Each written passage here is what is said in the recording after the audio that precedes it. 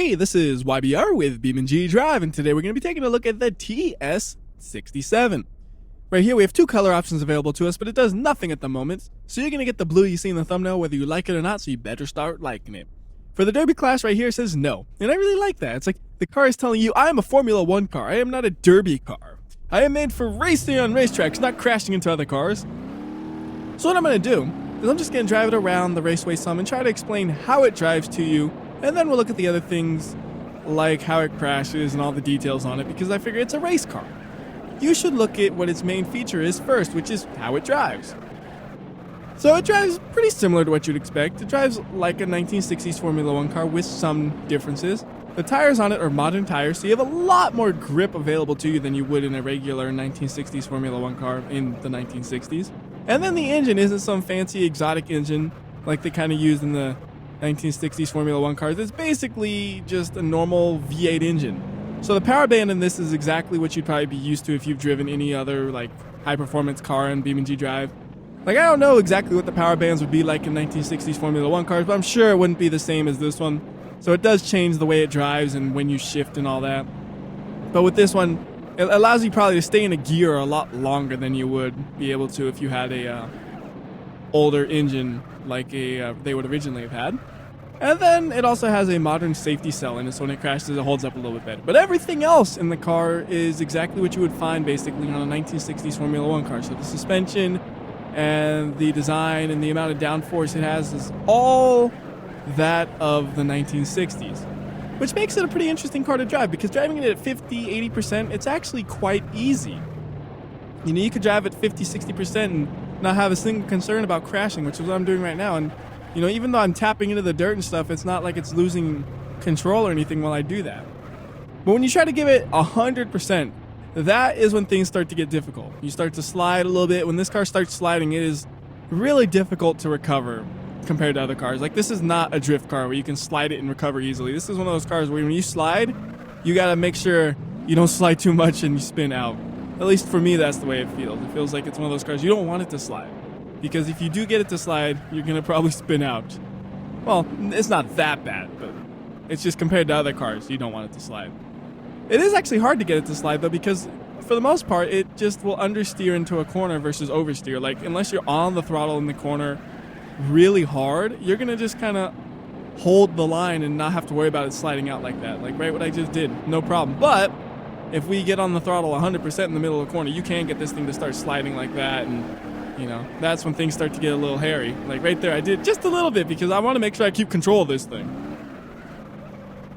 But if you're really crazy, you can hit the e-brake, and for the most part, if you hold the e-brake for more than a second or like half a second in the middle of a corner, you're gonna spin out. Like just tapping it right there, boom.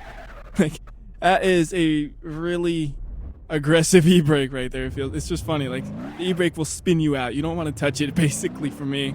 Like if you do hit it, you have to hit it as fast as possible. Just tap, and that's it. No holding it down. And I think something might have gone wrong with the car, or I'm just driving really poorly. I'm going to upshift in a second and see. I guess it's okay. I was just driving really poorly there. Awesome. How embarrassing is that?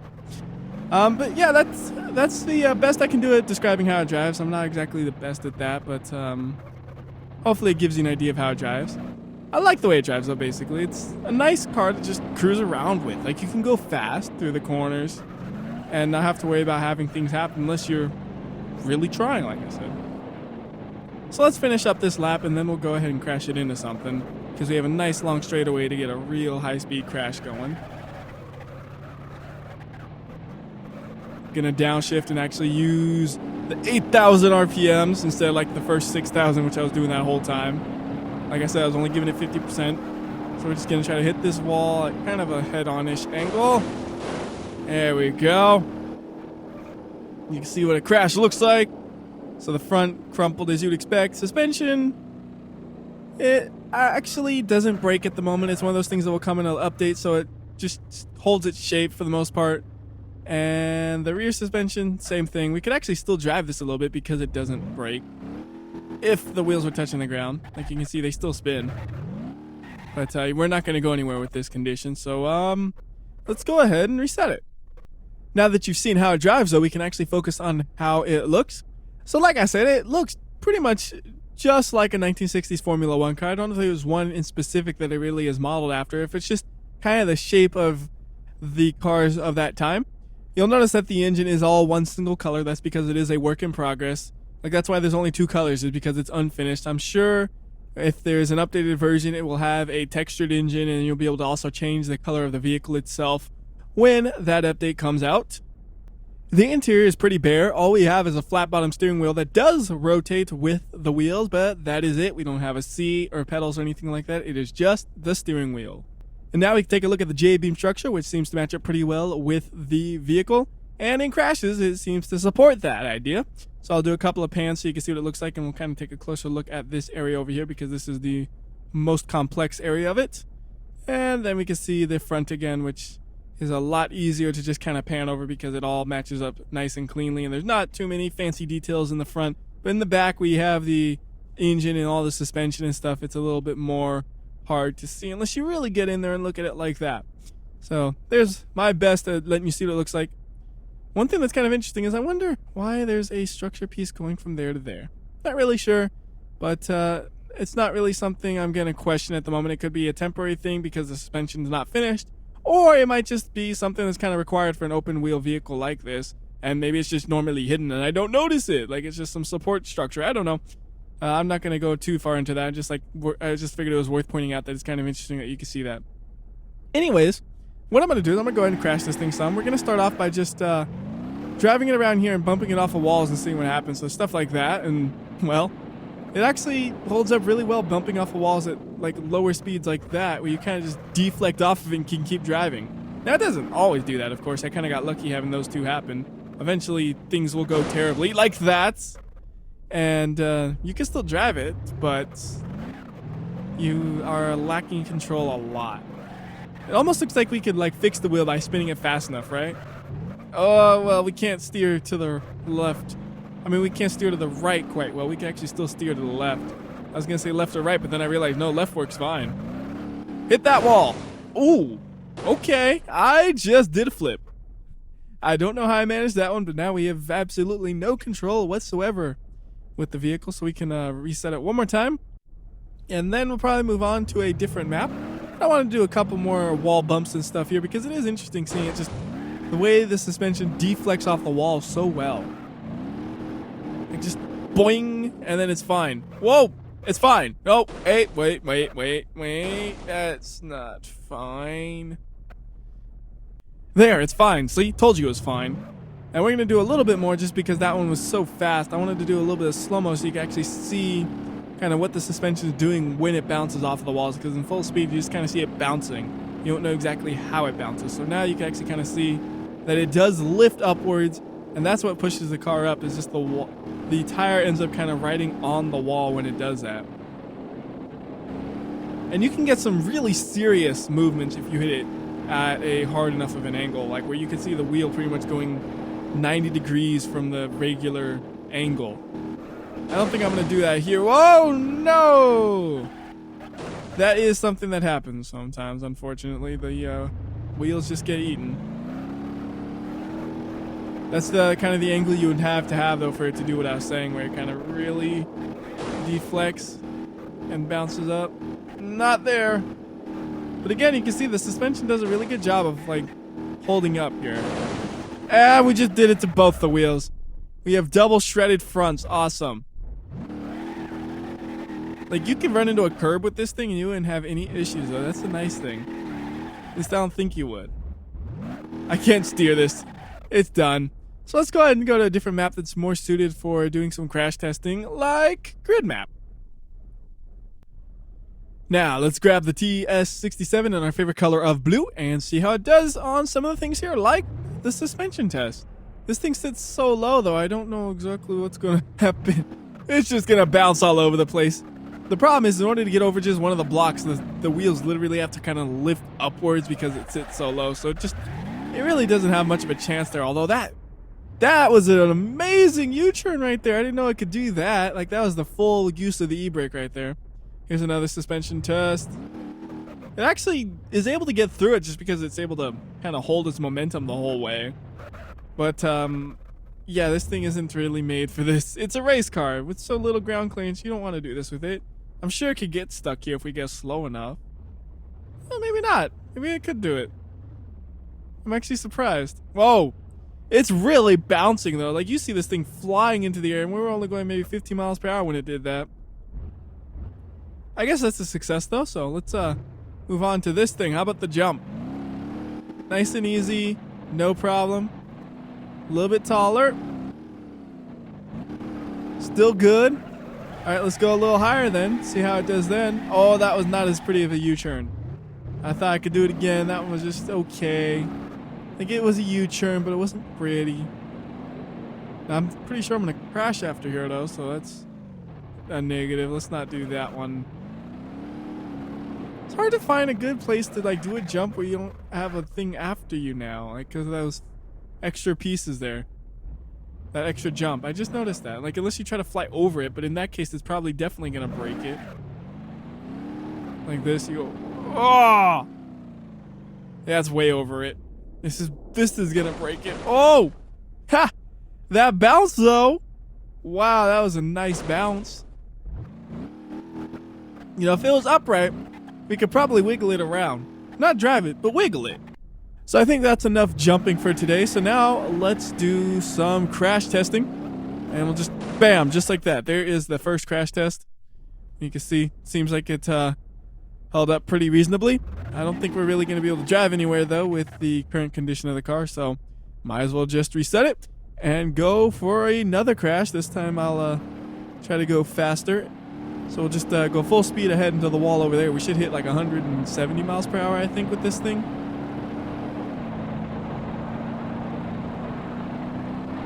Right about 170 miles per hour. That's a pretty good guess. I don't know if I needed 100 times slow-mo, but, well, we are going pretty fast, so it'll be useful. Can the driver survive a 170 mile per hour crash? No way. Not only are they dead from the force of the impact, they're also dead from the crushing of the engine. And we could just go ahead and speed it up. Wow, that's a lot of recoil. Tires still spin, as you see. Steering wheel still rotates, although the front wheels don't do much rotating themselves. The engine held up without any issues. It looks like it's still fully intact. And I think that concludes all the single vehicle crashes. So now we can just do some multi-vehicle crashes where we crash one of these into the other one. And I'll start off by just crashing it into the side, and then we'll try some other stuff as well. So I'll just rotate this one to be like that. How's this guy doing? Perfect. Okay. Now he's in the air. Reset. And away we go. I know the other car is somewhere, but I don't know exactly where. I can't see him, so let me, Alright, there, I see what it is now. It's that one. So we're gonna hit it 16, let's go 100 times slow-mo. It's 150 miles per hour. Okay! I did not know that was gonna happen. We just went right through it. I legitimately did not expect that to be the outcome. That was very unexpected. What fell off? Was it the exhaust? Yeah. And the other car is totally unharmed. Interesting. Okay, what if we try a different vehicle then? What if we try like a T-Series cement mixer? Something with some weight behind it and less speed. It has to give me a different outcome. The only question is, will it be interesting or not at the slower speeds? Because even though that car is pretty light, it is pretty strong, especially when you have the suspension absorbing a lot of the impact when you come from a side collision. I'm not really sure how this will look either. We'll find out in about 5 seconds or less. Yeah, definitely less. Unless I use slow-mo now and really wait it out. I don't want to do that. Now there's slow-mo. So 50 miles per hour. And really, that thing looks almost unharmed.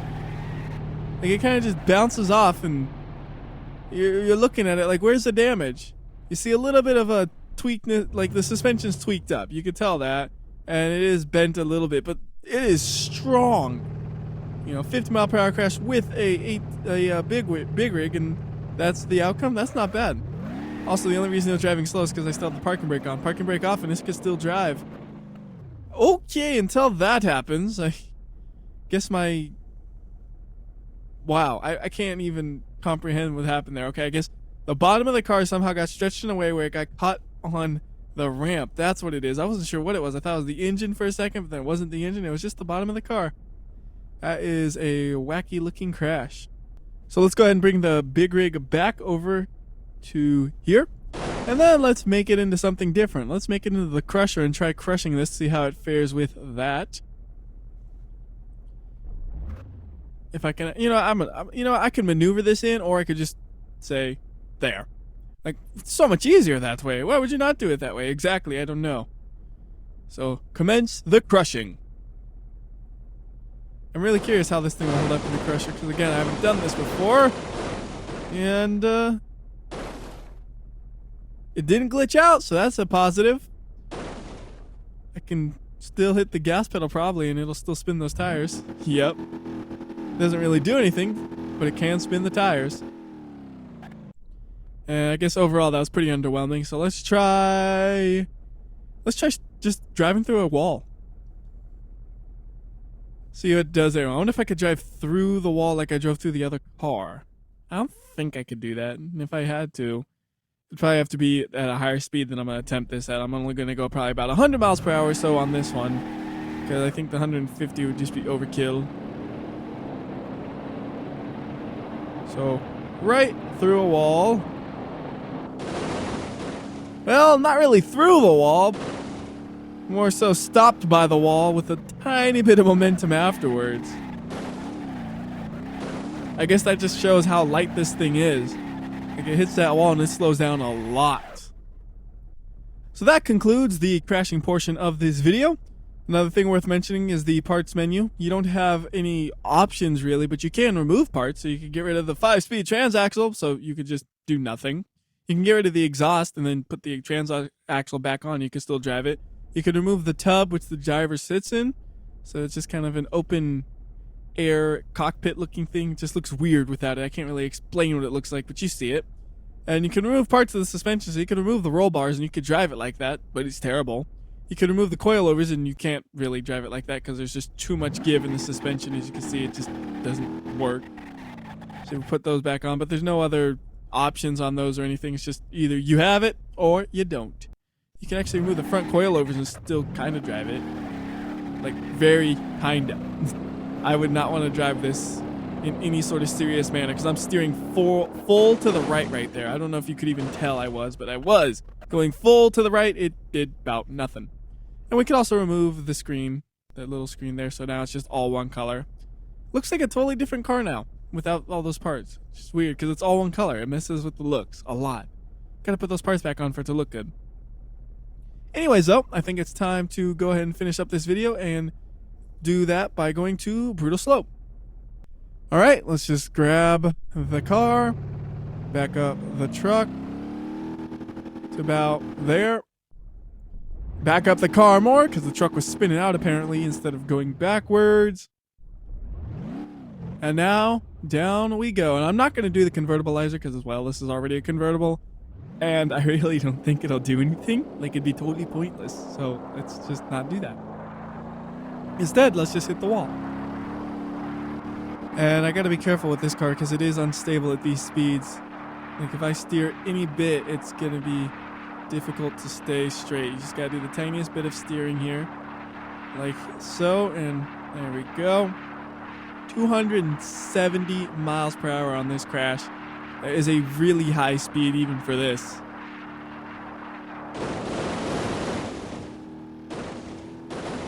Seems like it fared pretty well though. I noticed no glitchiness yet. And we got the recoil. Very violent recoil on the crash, but it seems like the vehicle held up very well. There's no glitches that I can see or anything like that. It crashed exactly like what you would expect, but probably a bit too strong considering like the driver's cockpit is still mostly intact. 270 miles per hour destroys everything. I don't think that thing should still be standing that much. Oh well though. Let's go ahead and move on to the last map we will be going to, which is Leap of Death. So what we need to do is go to the apps, and we're going to hit the plus. I'm just going to search debug because it's a little bit faster to find it like that. And we can just say, put it to right there. And we're good to go. So we drive. That's not how that was supposed to go. Okay, let's try this again. We drive and then brake all brake groups. Yeah, so the engine will always stay connected to the rear wheels, and the rear wheels always stay connected to the vehicle. The seat actually can come out, and then the exhaust and then the little windscreen can all come detached, but the engine will always stay somewhat attached. So anyways, that'll do it. Until next time, this is WhyBeAre. I'll see ya.